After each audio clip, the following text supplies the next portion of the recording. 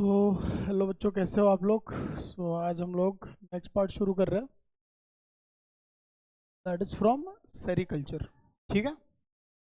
अब सेरिकल्चर जो हम लोग स्टार्ट कर रहे हैं, ये हमारा जो फर्स्ट पार्ट है एनहांसमेंट और फूड प्रोडक्शन का, वो पहला पार्ट खत्म हो जाएगा। इसके बाद हम लोग शुरू करेंगे माइक्रोब्स इन ह्यूमन वेलफेयर वाला। सेरिकल्चर और लैग कल्चर होने के बाद will go with the microbes in human welfare. देखो, ये शॉर्ट क्वेश्चंस में बहुत बार पूछा गया है, so you need to be like little attentive while reading sericulture. ज़्यादा इन्फॉर्मेटिव नहीं है, बट कुछ दो तीन चीज़ें हैं जो हमको पता होनी चाहिए। ठीक है, चलिए ध्यान दीजिए। तो सेरिकल्चर सेरिकल्चर का एक ब्रांच है, जूलॉजी की अप्लाइड ब्रांच है, यानी कि किसी ऑर्गेनिज्म के किसी फंक्शन को हम लोग यूटिलाइज करने वाला है ना। तो applied branch of zoology which deals with what rearing यानी कि ग्रो करना, रियरिंग ऑफ सिल्क वर्म्स। ठीक है। एंड इवेंचुअली सिल्क वर्म्स हम लोग क्यों ग्रो कर रहे हैं? For production of silk. Am I right? For production of silk. तो बेटा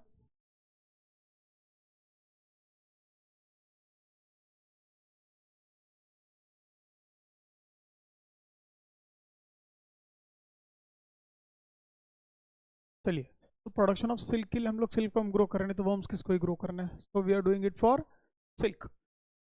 Like other farming, sericulture also involves skill and scientific knowledge. Definitely organism कैसे ग्रो करता है, उसको ग्रो करने के वक्त हमको क्या देना चाहिए, न्यूट्रिशन, कौन से पत्तों पे उसको ग्रो करना चाहिए, कौन से इन्फेक्शंस उसे हो सकते हैं जिससे हमें उनको प्रिवेंट करना है। तो ये सारी चीज़ें, तो ये साइंस और स्किल दोनों का एक मिली भगत है। ऐसे समझ लीजिएगा। सो skill and scientific knowledge for hearing and development, it requires less investment and can be started in a very small space. It is one of the oldest business and large number of families are associated with the production of silk in India. और ये ऐसा है कि ज़्यादा कुछ करने का काम है ही नहीं, क्योंकि सारा तो काम कौन करने वाला है? हमारा वर्म ही करने वाला है। हमको कुछ अलग से बैठ के सिल्क नहीं बनाना। ये जो डिसेबल्ड लोग होते हैं, फिजिकल हैंडीकैप लोग होते हैं ना, ये लोग बहुत इजीली प्रीफर करते हैं। ठीक है ना। गाँव साइड में बहुत देखोगे, so disabled older person and handicap people can successfully do this job. अब इसमें हमारा वो जो वर्म है, ठीक है ना, वो कौन सा होता है, कौन से पत्तों पे हम उसको ग्रो करते हैं, सारा दिया हुआ है, जरा ध्यान देना। तो द बेस्ट क्वालिटी सिल्क, देखो सिल्क के कुछ प्रकार दिए। पहला दिया मलबेरी सिल्क, जो सबसे बेस्ट होता है। उसके बाद हमें दिया होगा तुषार सिल्क, एंड आखिरी दिया एरी सिल्क। ठीक है ना। तो हमारे पास सिल्क के तीन प्रकार दिए हुए हैं। पहला है मलबेरी सिल्क, फिर आया है तुषार सिल्क, और आखिर में दिया है एरी सिल्क। और सबसे बेस्ट कौन सा है? Mulberry silk. और उस पर हम लोग कौन सा वर्म ग्रो करते हैं, कौन सा इंसेक्ट ग्रो करते हैं? It is Bombyx mori. Bombyx mori. इस बॉम्बिक्स मोरी को हम लोग ग्रो करना चाहते हैं ऑन मलबेरी लीव्स, और जिस लीव्स पे उसको ग्रो करेंगे उस पर वो क्या करेगा? अपना सिल्क छोड़ते जाएगा, और वही हमारा डेफिनेटली क्या होगा? वो प्रोडक्ट होने वाला है। हमें ऐसे हमें कुछ नहीं करना पड़ा है, वो सारा वो वर्म ही करने वाला है। ठीक है। देखना, the best quality silk called mulberry silk is produced by silk worm, that is Bombyx mori, while tussar silk and eri silk are inferior quality. तो quality and quantity of silk दो चीज़ों पर डिपेंड करेगा। देखो, पहले दिया quality of mulberry leaves on which the definitely the larva is feed. ठीक है ना। और लार्वा किस पे फीड कर रहा है उस पर भी डिपेंड करेगा, लीव्स पे। और दूसरा चीज़ एज आई सेड कि वो जो वर्म हम यूज़ कर रहे हैं बॉम्बिक्स मोरी, वो इतना हेल्दीली हम उसको रियर कर रहे हैं। ठीक है। Next, rearing and development and looking after the silk worm involve skill and labour for constant watch. तो हमको इसमें कॉन्स्टेंट वॉच रखना है, क्योंकि कोई दूसरा इंसेक्ट ना आ जाए, या फिर कोई देखो ऐसे सिंपल मेंढक वेंढक आ गए तो क्या कैटरपिलर्स को खा लेगा ना। देखो यहाँ पे हम देख पा रहे हो साइकिल को, एक एडल्ट फीमेल है, वो एग्स देती है। ये एग्स क्या करता है ना, मलबेरी लीव्स पे उसने दिए, वो ग्रो करेंगे एक कैटरपिलर में। देखो एक मैच्योर कैटरपिलर हुआ, वो कैटरपिलर क्या करता है ना, खाता है मलबेरी लीव्स को, और वो कोकून बनाएगा। वो कोकून को तोड़ के बाहर वापस क्या बन जाएगा? कि इंसेक्ट, एडल्ट फीमेल है बन जाएगी, या फिर मेल बन जाएगा। पर वो कोकून जो छोड़ेगा ना, उस पर आपको पत्तों पे क्या चिपका हुआ दिखेगा? सिल्क चिपका हुआ दिखेगा।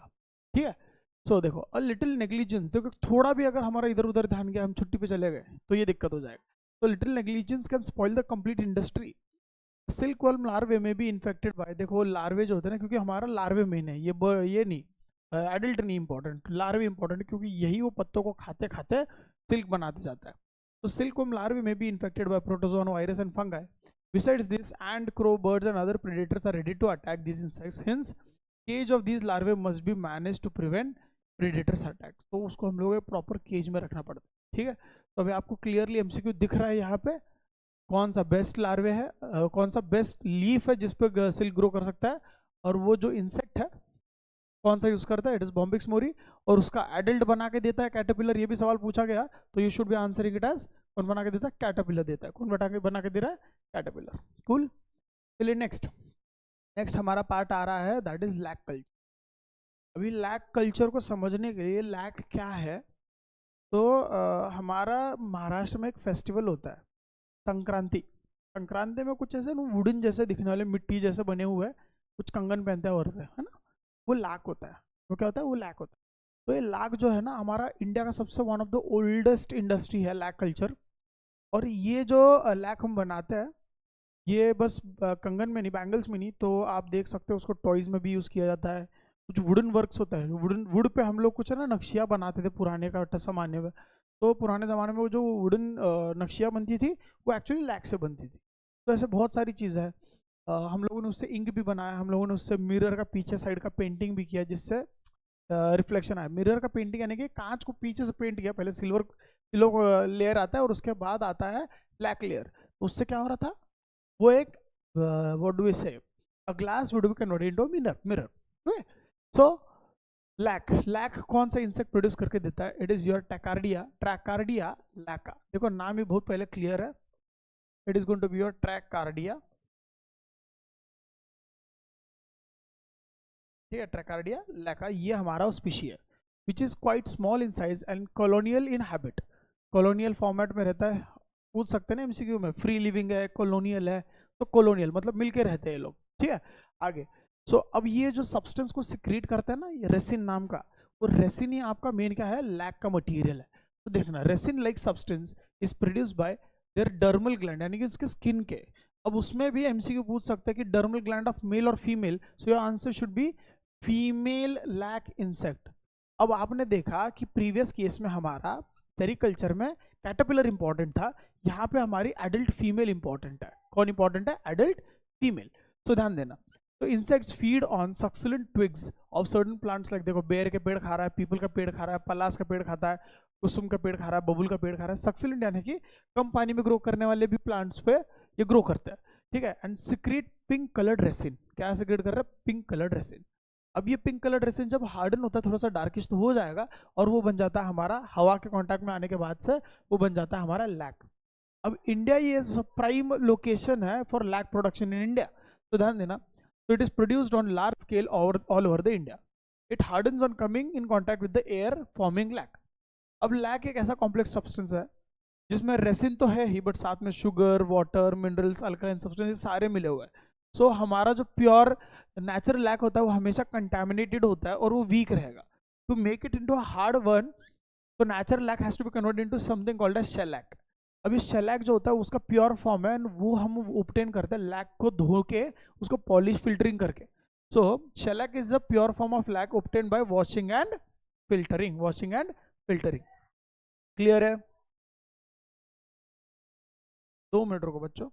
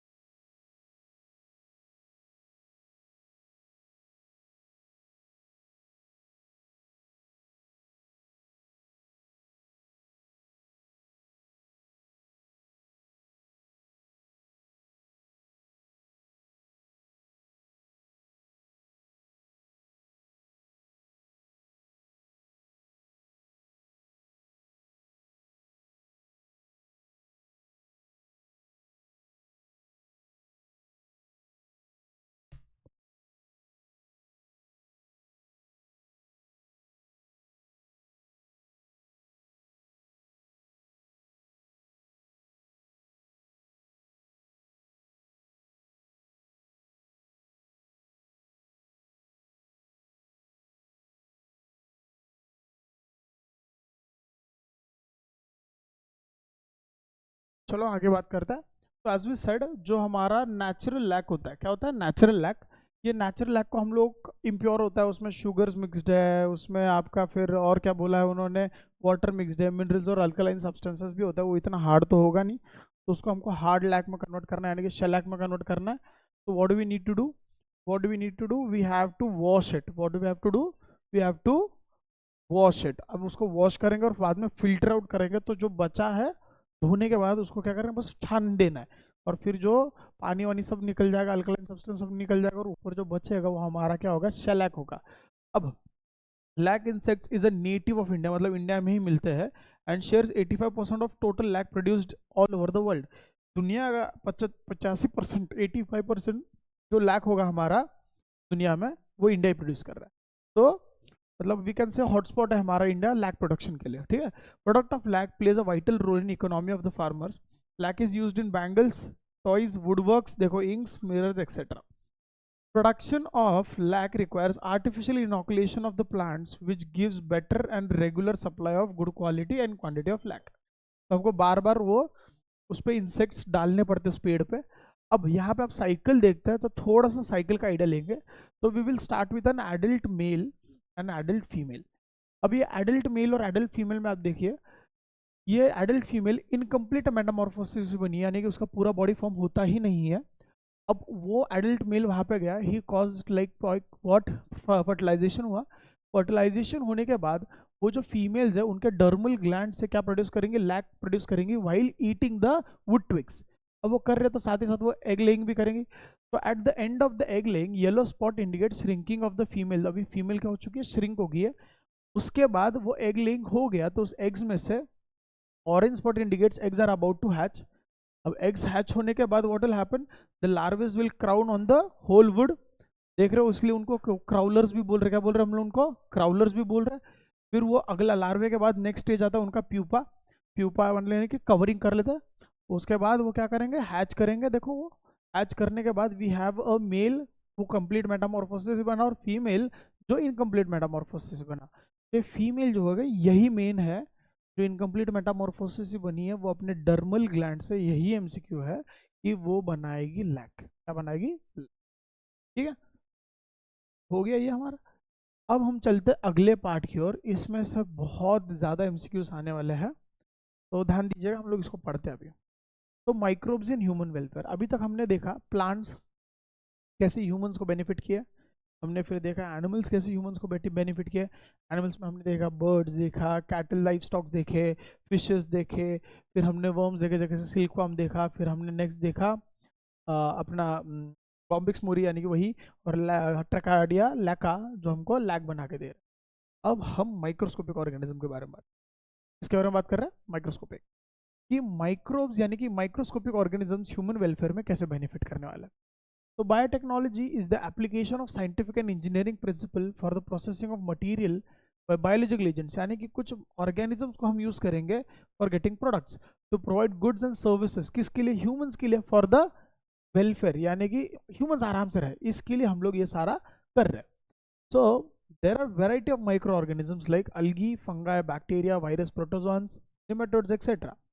अब इनमें से जो हमको बेनिफिट देंगे ये ह्यूमंस के लिए बेनिफिशियल है, उनके बारे में हम लोग पढ़ने वाले, ठीक है। उनके बारे में क्या कर रहे हैं हम लोग, पढ़ने वाले।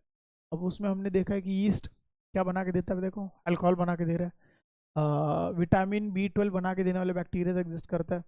तो ऐसे ऑर्गेनिजम्स है, माइक्रोस्कोपिक ऑर्गेनिजम्स है जो हमको क्या बना के देने वाले हैं, माइक्रोब्स बना के देने, सॉरी प्रोडक्ट्स बना के देने वाले। तो ऐसे माइक्रोब्स को ही हम पढ़ने वाले हैं इसमें, ठीक है, ध्यान देना। So the products having beneficial activities are used for welfare of humans in regards of food बोल के, health industry में, एग्रीकल्चर इंडस्ट्री में, मेडिसिनल इंडस्ट्री और बायो कंट्रोल इंडस्ट्री में भी हमने उनको यूज़ किया है। बायो कंट्रोल इंडस्ट्री में हमने देखा है कि बैसिलस थुरिंजेंसिस स्पोर जो है हमारे कॉटन प्लांट को प्रोटेक्शन प्रोवाइड करता है अगेंस्ट बॉल वर्म्स। बस बैसिलस थुरिंजेंसिस को क्या करता है, थुरिंजेंसिस को हम लोग हमारे कॉटन फील्ड पे स्प्रे कर देता है।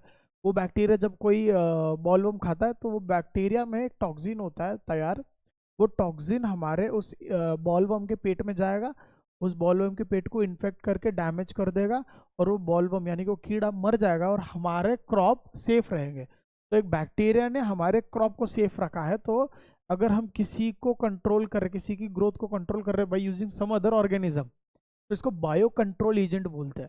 तो बैसिलस thuringiensis क्या हो गया, एक बायो कंट्रोल एजेंट हो गया जो बॉलवर्म के प्रोडक्शन को कंट्रोल कर रहा है, और उसका फायदा हमने हमारे कॉटन फील्ड को प्रोटेक्ट करने के लिए यूज किया। तो ये सारी इंडस्ट्रीज है। These organisms are used variously in food and feed technology industry, waste utilization and energy। waste utilization में हमने देखा एक बैक्टीरिया बनाया गया था बायोटेक्नोलॉजी की मदद से, उसका नाम है सूडोमोनास पुटिडा। क्या बोला हो, सूडोमोनास पुटिडा। अब ये सूडोमोनास पुटिडा जो है ये तेल खाता है। क्या खाता है, तेल। तो ये बनाया गया था बायोटेक्नोलॉजी की मदद से। तो ये बैक्टीरिया को देखा गया है कि वो हमने यूज़ किया है समंदर में। कभी कभी कोई शिप टूट गई या फिर बड़े बड़े टैंक्स होते हैं ऑयल टैंक्स को, उसका स्पॉइल हो गया, तो उसको जस्ट बस ये बैक्टीरिया को जाके वहाँ पे छोड़ देना, बैक्टीरिया उस तेल को खा लेगा और समंदर पे से जो तेल है जो टॉक्सिक होता है वहाँ के मछलियों को, वो तेल क्लियर हो जाता है। तो देखिए ना, यहाँ पे हमने क्या किया, वेस्ट यूटिलाइजेशन की। क्या किया, ये वेस्ट यूटिलाइजेशन और वेस्ट मैनेजमेंट किया है। फिर इसको हम लोग बायो रेमिडिएशन भी बोल सकते हैं। क्या बोलता है, बायो रेमिडिएशन।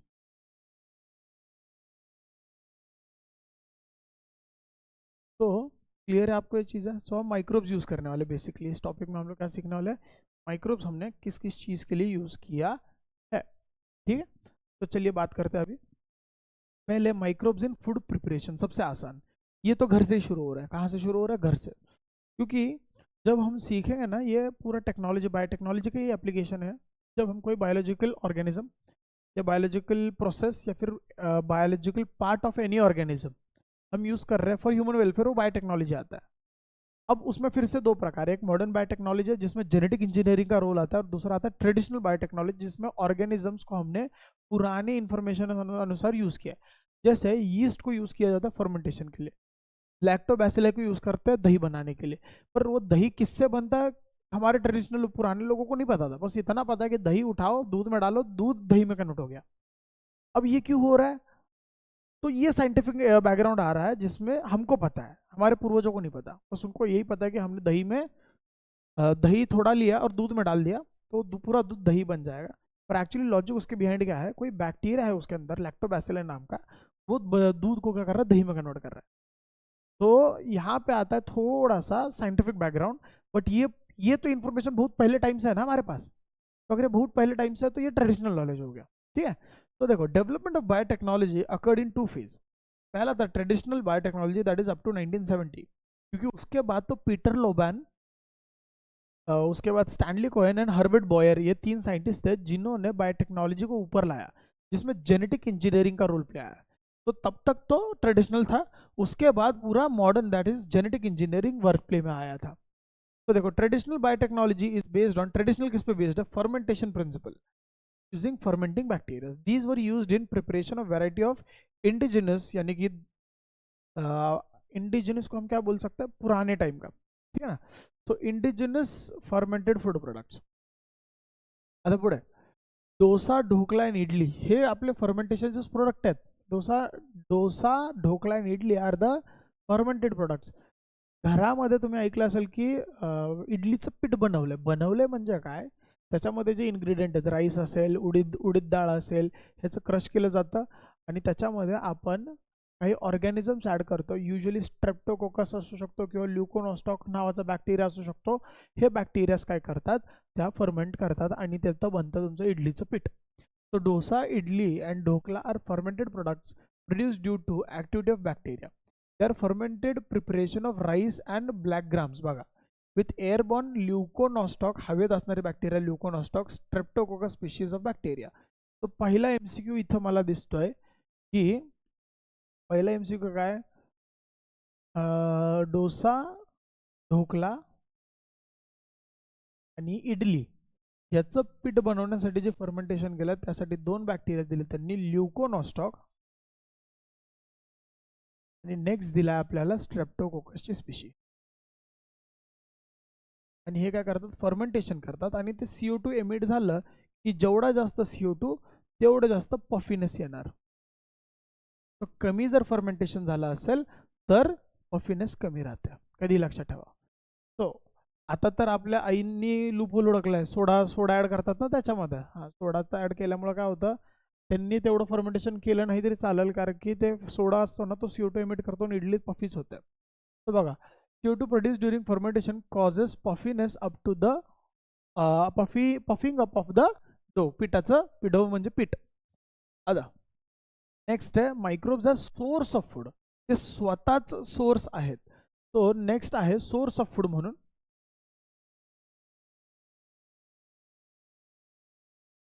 आता सोर्स ऑफ फूड मध्ये आपल्याला सगळ्यात मेन कन्सेप्ट आहे SCP चा, सिंगल सेल प्रोटीन.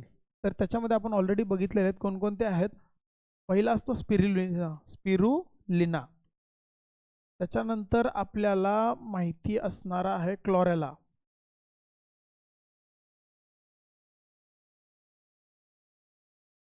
त्याच्यानंतर मिथायलोट्रॉपस.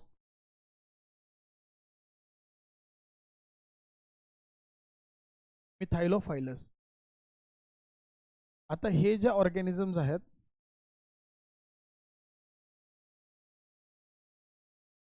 स्पिरुलिना झाला, क्लोरेला झाला, किंवा आपला हा बॅक्टेरिया मिथायलोट्रॉपस मिथायलोफायलस, त्या ऑर्गॅनिझम्सला आपण ग्रो करतो. ते खूप हायली न्यूट्रिशियस असतात म्हणून त्यांना आपण डायरेक्टली खाऊ शकतो किंवा ड्राय फॉर्ममध्ये खाऊ शकतो. Space travellers have been found. कोण? Space travellers have been found to eat them in the space. ठीक आहे, Spirulina, Chlorella and Methylotrophus methylophilus. So बघा, some microbes or their fruiting body are directly used as a source of food as they are rich in vitamins and protein. The term SCP, that is single cell protein, denotes dead and dried cells of microbes like bacteria, algae, molds and yeast.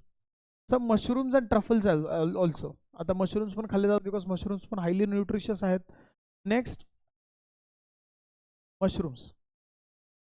Mushrooms and truffles हे आपण high protein source म्हणून खातो. ठीक आहे ना. They belong to higher फंगाय.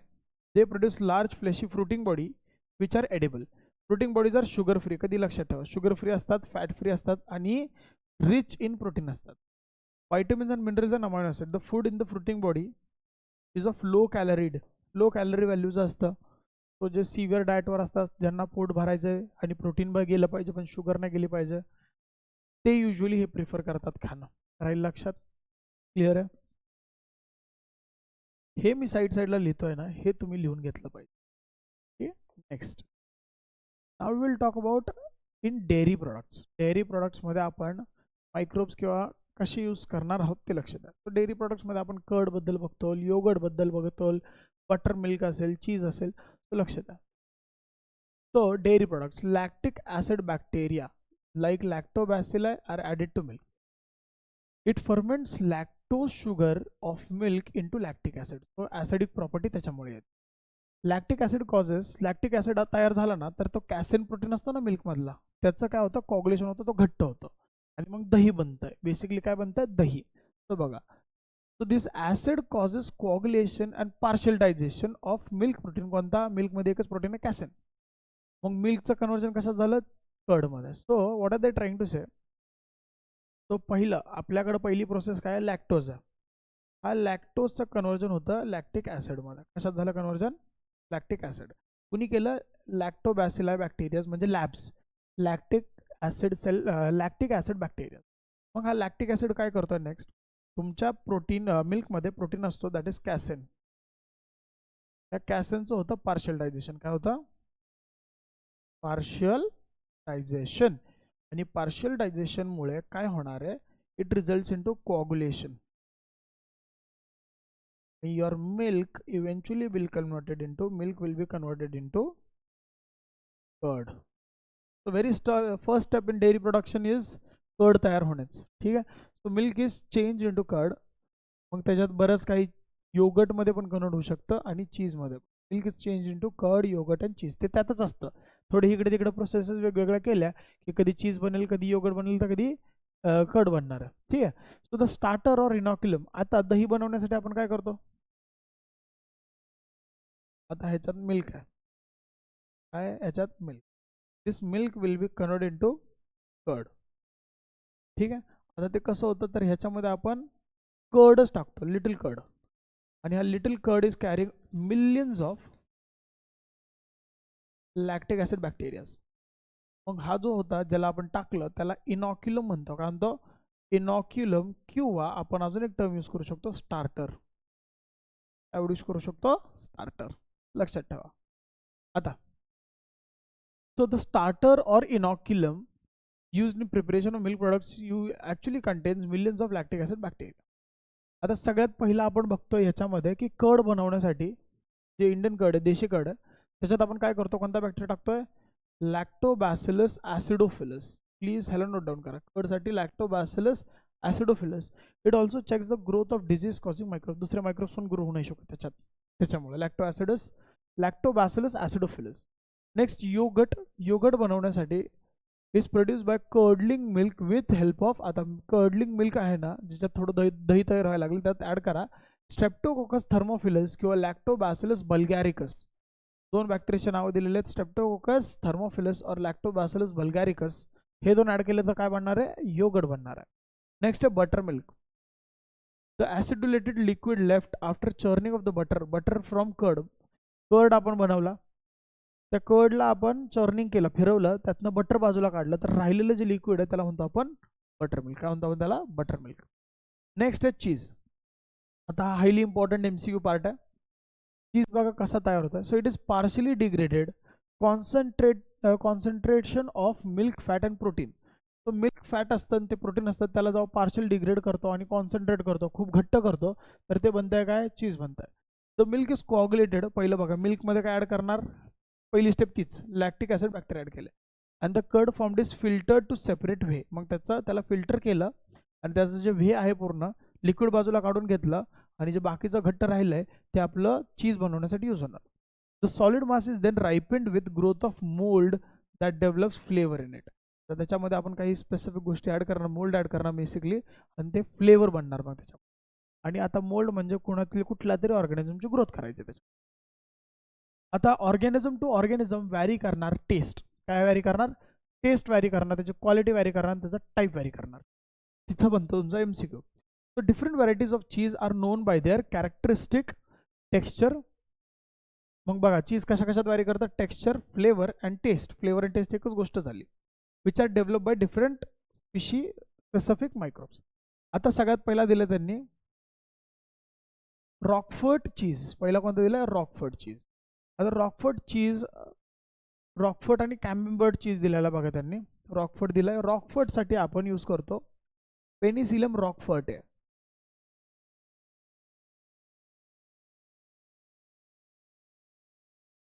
काय use केलं? Penicillium Rockfort use केलाय टू मेक रॉकफोर्ट चीज.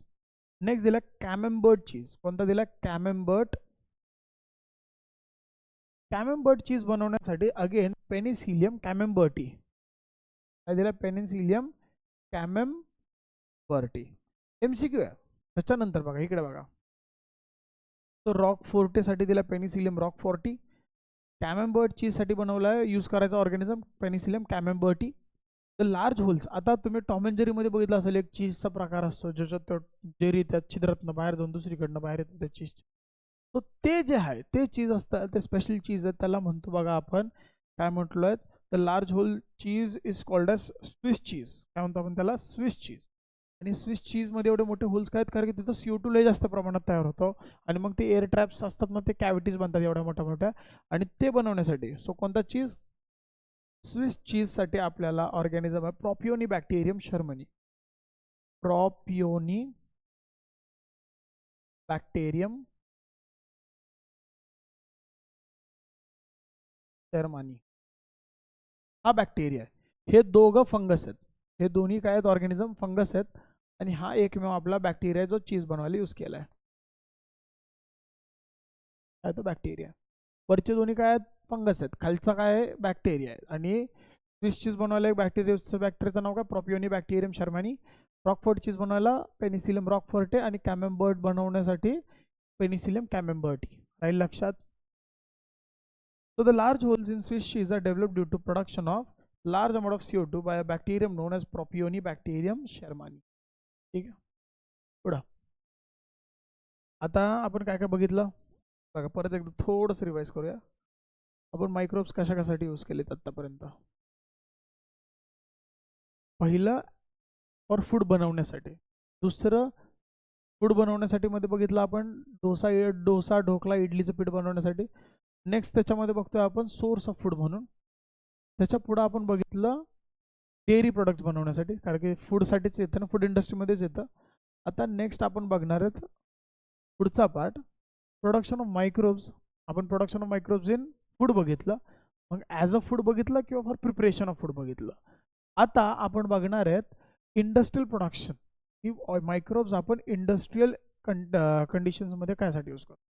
तर बघा, during fermentation variety of products like alcohol, beverages, organic acids, vitamins, growth hormones and enzymes or even antibiotics are produced by using microbes. मायक्रोब्सचा आपण वापर ह्या सगळ्या गोष्टी बनवण्यासाठीही केलेला आहे.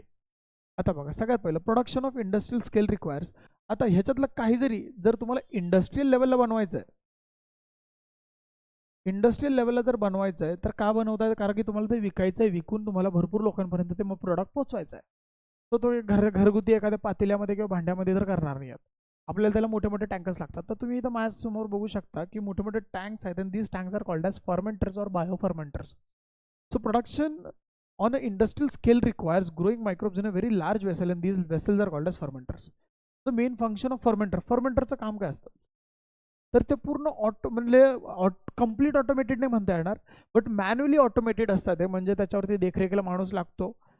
बट सगळं fermentation, temperature regulation, pH regulation ते लक्ष ठेवणार. आपल्याला फक्त काळजी घ्यायची आहे की त्याला नरिशमेंट मिळत राहत आहे, आणि सोबतच आपण प्रोडक्ट सोबत एक्स्ट्रॅक्ट पण करतोय, आणि ते कंटेनर्स नीट क्लीन राहतात, नॉन इन्फेक्टेड राहतात, म्हणजे स्टेरल कंडिशनमध्ये आपला मायक्रोब सोडून दुसरा कुठला ग्रो नाही केला पाहिजे, ह्याची काळजी फक्त तिथल्या त्या फर्मेंटरवरती बसवलेल्या ऑपरेटर किंवा इंजिनियरचं काम असतं. तर बघा, तो फूड इंजिनियर्स युजली ह्या इंडस्ट्रीमध्ये जातात. So the main functions of a fermenter is to provide a controlled environment for growth of a microorganism or a defined mixture of microorganism to obtain the desired product. मग एवढं precise आपल्याला ते control ठेवतो fermenter, की ठरवलेलेच microbes grow करतात आणि आपले desired product देतात. समजलं? तर इथं तुम्हाला काय दिसतात, हे फर्मेंटर्स आहेत. काय ते फर्मेंटर्स आहेत, काय ते फर्मेंटर्स. ओके, चला पुढे. आता सगळ्यात पहिला आपण फर्मेंटेशन मध्ये काय बनवलेलं आहे, सो अल्कोहोलिक बेवरेजेस. सो अल्कोहोलिक बेवरेजेस मध्ये पण प्रकार असतात, पण हे अल्कोहोल प्रोडक्शन खूप जुनी इंडस्ट्री आहे, म्हणजे लईच जुनी आहे. जेव्हापासून ह्युमन हिस्ट्री लिहिली जाते तेव्हापासून अल्कोहोल हॅज बीन देअर. ठीक आहे. तर बघा, बेवरेजेस इज अल्कोहोलिक और नॉन अल्कोहोलिक लिक्विड प्रोड्यूस. बेवरेजेसमध्ये दोन्ही जे गोष्टी पिल्या जातात, अल्कोहोल पण, दारू पण पिली जाते, नॉन अल्कोहोलिक कोल्ड ड्रिंक्स पण नॉन अल्कोहोलिकमध्ये बेवरेजेसमध्ये येतात. Produce or prepared and use for drinking etcetera. So tea, coffee, beer, wine, which act as a stimulant. Alcoholic beverages are the products of alcoholic fermentation of specific substrate. आता मुलांना असं वाटतं की दारूचं production जे एवढं हाय अमाऊंटमध्ये होत आहे, तर त्यासाठी कुठला प्लांट यूज करतात इंडस्ट्रियल लेवलला, असं विचारलं तर मुलं युजली आन्सर देतात द्राक्ष. पण द्राक्षपेक्षाही जास्त यूज केलं जातं, आणि ते आहे शुगर केन. काय, शुगर मोलॅसिस किंवा शुगर केन यूज केलं जातं for production of alcohol in a very large amount. कधीही लक्षात ठेवा, द्राक्ष फ्लेवर्ड वाईन बनवण्यासाठी आवर्जून द्राक्ष यूज केली जातात. बट जर तुम्हाला बियर, विस्कीज ह्याचं प्रोडक्शन असेल तर ते कधीही प्रिफर करतात ज्याच्याकडे शुगरले जास्त अमाऊंटमध्ये असेल, आणि तो आहे शुगर केन. तर तुम्ही पाहताल की साखर कारखान्यात जेवढे तुमचं शुगर केन जात नाही, तेवढं अल्कोहोल कारखान्यात जात आहे. ठीक आहे. So use of microbes in making alcoholic beverages is known since a Vedic period, that is 5000 to 7000 before Christ. Microbes especially yeast. आता कोणता yeast, त्याच्यात पण व्हेरियंट. yeastचे सगळेच प्रकार नाही. आपण म्हणतो yeast म्हणजे सॅक्रोमायसिस सेरेविसिये, पण त्याचा पण एक व्हेरियंट आहे, दॅट इज एलिप्सॉइडियस. तो बघा, सो yeast have been used from time immemorial. जेव्हापासून आपल्याला आठवत पण नाही आहे किंवा लिखित नाही आपल्याकडे document. Production of beverages like wine, beer, whiskey, brandy or rum. For this purpose the yeast कोणता बघा, सॅक्रोमायसिस सेरेविसिसचा कोणता व्हेरियंट दिला त्यांनी, एलिप्सॉइडिस. त्याला आपण ब्रिवर्स yeast पण म्हणतो. कारण की जिथं दारू बनते त्याला ब्रिवरी म्हणतात. What we call it? We call it as brewery. So in brewery we use an organism that is called as brewer's yeast. Brewer's yeast, and that is Saccharomyces cerevisiae, and a variant is ellipsoides. Okay, so बघा, is used for fermenting malted cereals. पहिलं तर त्याला ओलं केलं जातं ते सिरियल्सला and fruit ज्युसेसला.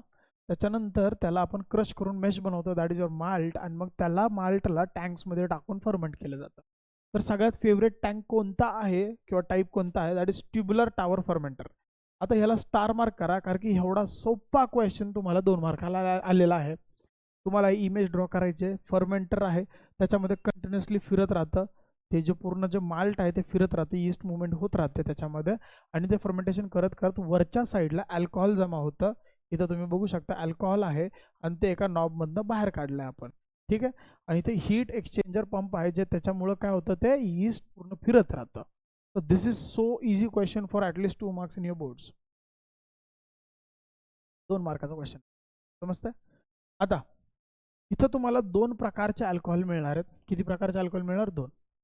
पहिला आहे नॉन डिस्टिल्ड, आणि दुसरा असतो डिस्टिल्ड. डिस्टिलेटेड बी म्हणतात त्याला. इथं दिलं असेल बघा, डिस्टिलेटेड आणि नॉन डिस्टिलेटेड. तो नॉन डिस्टिलेटेड मध्ये कधीही कॉन्सन्ट्रेशन कमी राहते. Likewise in beer and wine, ह्याच्यामध्ये तुम्हाला कॉन्सन्ट्रेशन कमी मिळते, ऑलमोस्ट लेस देन 14%. ठीक आहे, म्हणजे प्युअर फॉर्ममध्ये नाही आहे. प्युअर आपण डिस्टिलेशन म्हणजे त्याला फिल्टर आउट करतो. ह्याच्यामध्ये येतात तुमचे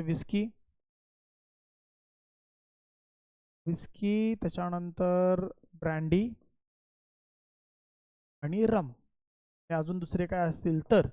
पण तुमचा नॉन डिस्टिलेटेडमध्ये बियर आणि वाईन आहे, कायम लक्षात ठेवा. म्हणून ह्यांची कॉन्सन्ट्रेशन तुम्हाला भरपूर मिळणार. So among the beverages wine and beer are produced without distillation, whereas whiskey, brandy and rum are distilled beverages. Tubular tower fermenter used for large scale production of alcohol.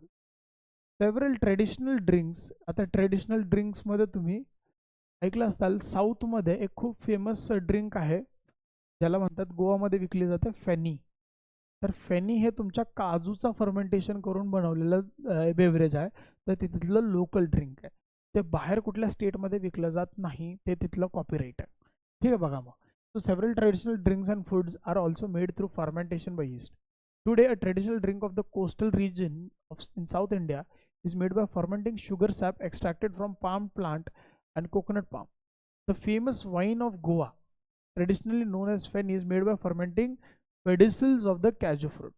Cashew fruit चे pedicels असतात, त्याचं fermentation करून produce होते, that is your फेनी. ठीक आहे, palm tree आणि coconut पासून तयार होते, त्याला म्हणतो आपण टॉडी, म्हणतो टॉडी. क्लियर है? कूल, आगे बढ़ते. ओके, मुझे लगता है और तो क्या ले सकते हैं?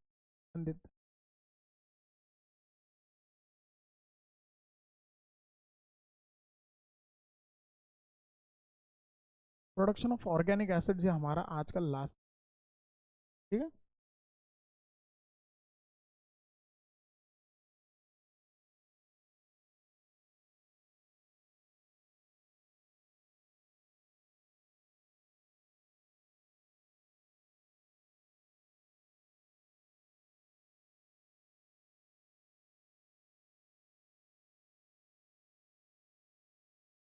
वाइटामिन भी ले लेते हैं.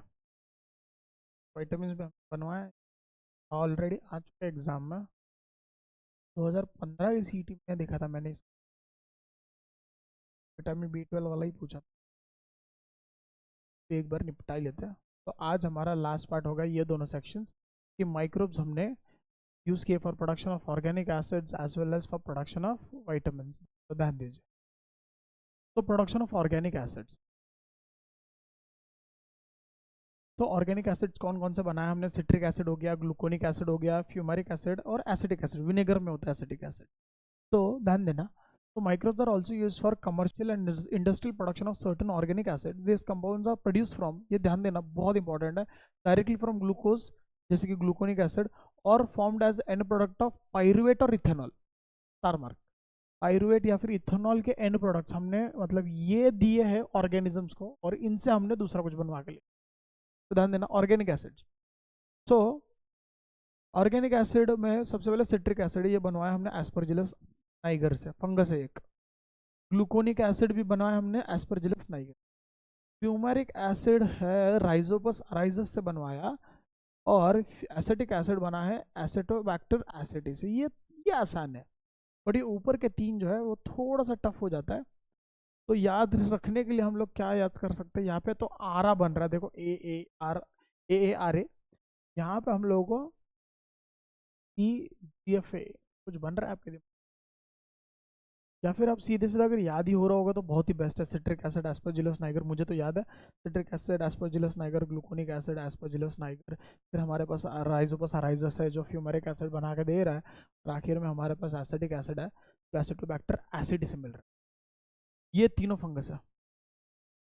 जो आखिरी वाला है ये हमारा बैक्टीरिया।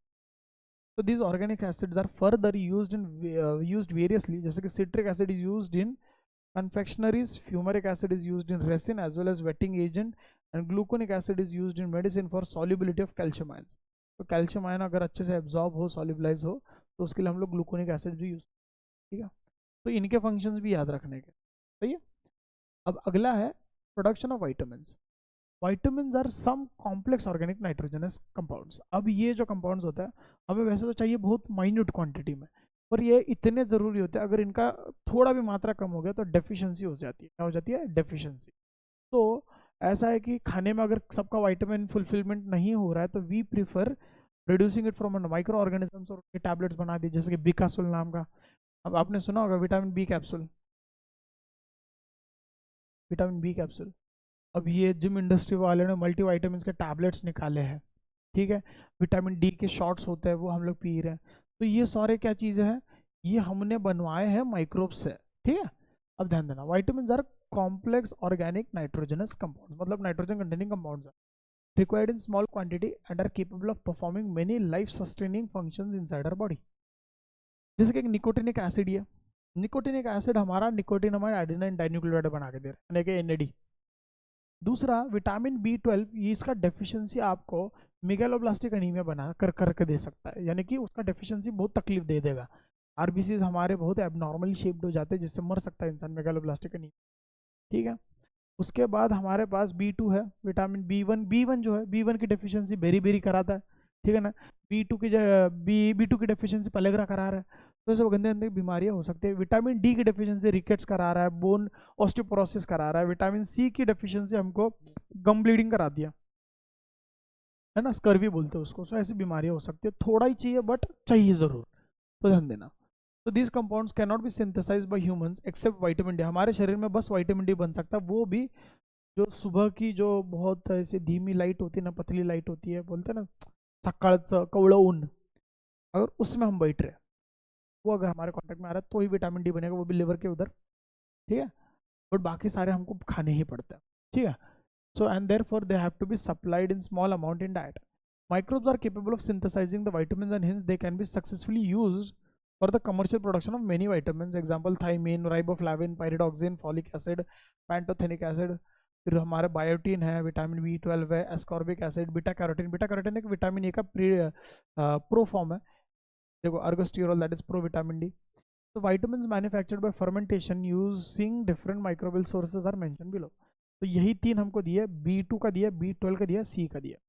B2 हम दो ऑर्गेनिज्म से बना के ले सकते हैं, न्यूरोस्पोरा गॉसिपी और एर्मोथेशियम एशबी।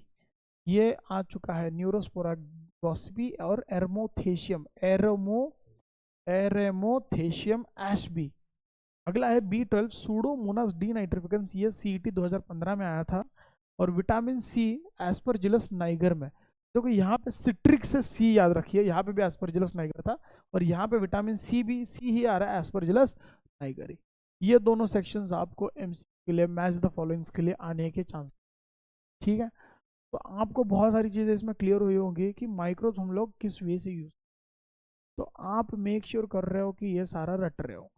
ये वाला जो पार्ट है यहाँ पे, जो ये पैराग्राफ है, इसमें हमको उनके एसिड्स की यूज बताया, जैसे कि सिट्रिक एसिड कन्फेक्शनरीज और फ्यूमरिक एसिड रेसिन बनाने में यूज हो रहा है, used like acid in resins as well as wetting agent, and gluconic acid is used in medicine for solubility of calcium. और एसिटिक एसिड तो सीधा सीधा खाने में ही है, हमारे विनेगर डालते हैं ना, उसमें थोड़ा सा ऐसा खट्टा खट्टा टेस्ट आता है विनेगर में, तो उसकी वजह से ये एसिटिक एसिड की वजह से। तो ये सारे हम लोग चीज़ें ऑर्गेनिज्म को यूज़ कर रहे हैं, ठीक है। और ये यूज़ कर रहे हैं तो हमको समझ में आना चाहिए कि माइक्रोब्स का बहुत बड़ा रोल है हमारे वेलफेयर के लिए। उसके बिना हमारा खाना भी आज का क्या है, इनकम्प्लीट है। क्या है, इनकम्प्लीट। क्लियर है। चलो, तो मुझे लगता है आज के लिए बस इतना ही। ये 40-45 मिनट का वीडियो ज़रूर देखना ढंग से पूरा। और मैं तो एंड में ही बोल रहा हूँ, तो ये बोलना एंड में नहीं था, शुरू में बोलना चाहिए था, बट अगर यहाँ तक पहुँच गया, वेल एंड गुड।